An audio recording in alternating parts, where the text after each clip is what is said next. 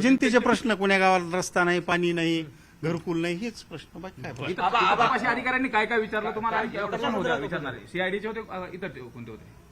काय चौकशी नाही, त्यांनी मला विचारलं की तुम्ही त्यांना ओळखत होतात का? मी म्हणलं ओळखत होता. ओळखत होतो ना म्हणलं मी.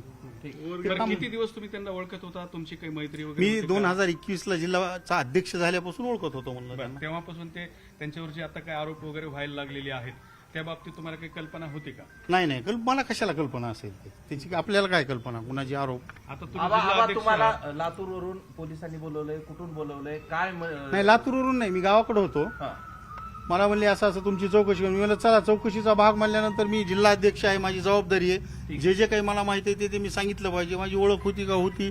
मी धनंजय मुंडेंचा, अजित पवारांच्या गटाचा मी जिल्हा अध्यक्ष आहे. त्याने बोलवलं असेल म्हणून आलो. बरं, आणि आता ते संतोष देशमुख हत्या प्रकरण झालेलं आहे, त्याच्यामध्ये वाल्मिक कराडाचं आणि पर्यायानं धनंजय मुंडेवरती सुद्धा काही राजकीय प्रतिस्पर्धी त्यांचे आरोप करायला लागले. हे सगळं ऐकून काय वाटतं तुम्हाला?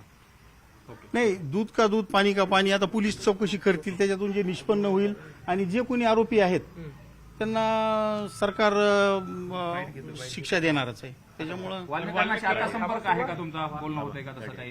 किंवा हो. या प्रकरणाच्या नंतर कधीपासून संपर्क तुटला नेमका तुमचा? नाही, माझी त्यांची भेट 1 महिन्याखाली झाली होती. त्याच्यानंतर संपर्काचं काय नाही. वाल्मिक कराड धन्यवाद. दोषी वाटतात का तुम्हाला?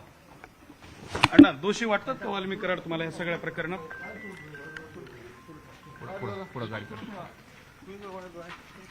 वाल्मिक कराड विरोधातील खंडणी प्रकरण सीआयडी कडून कराडच्या पत्नीची चौकशी करण्यात येते. सुरक्षा रक्षकासह इतरांची सुद्धा सीआयडी चौकशी करण्यात येते. तर राष्ट्रवादीचे जिल्हाध्यक्ष राजेश्वर चव्हाण यांना लातूरमधून चौकशीसाठी बीड शहरात चौकशीसाठी आणण्यात आलेलं आहे.